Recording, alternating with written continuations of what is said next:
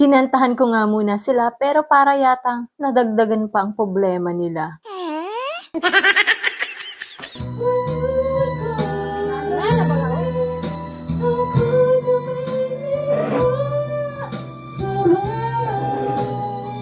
Late na nga kaming nakarating dito sa birthday yan. Ginupit-gupit ko na nga dyan yung pulutan namin para mahaba-haba ang inuman. May inihaw na karne, may puto, kuntsinta, may langka, at may paho pa. Wow! Sinindihan na nga ni Kumari ang gin bilog. Aba, marunong pala itong sumindi. Habang nagtutula, yung katabi ko. Char lang. Ano pa naman siyang siyang bilog dyan? Panay-panay nga ang kanta ko dyan kasi akala ko kapag kumanta, hindi na tatagay. Pero ito si Kumari, ang kakulit-kulit naman. Panay ang patagay.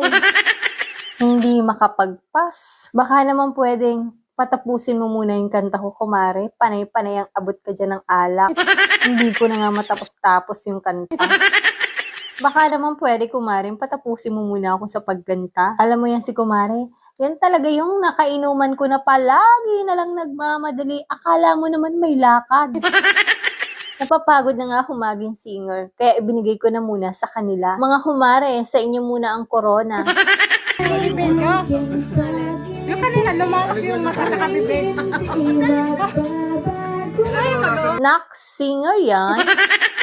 Siyempre, di dyan papatalo si Kumare. Ikaw na daw po ang magtimpla.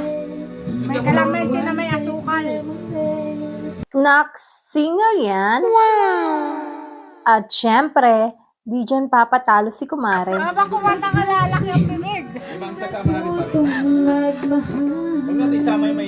Nax, ang sweet naman ng dalawang to. Akala mo talaga hindi nag-aaway? Di mo kaya. Kaya.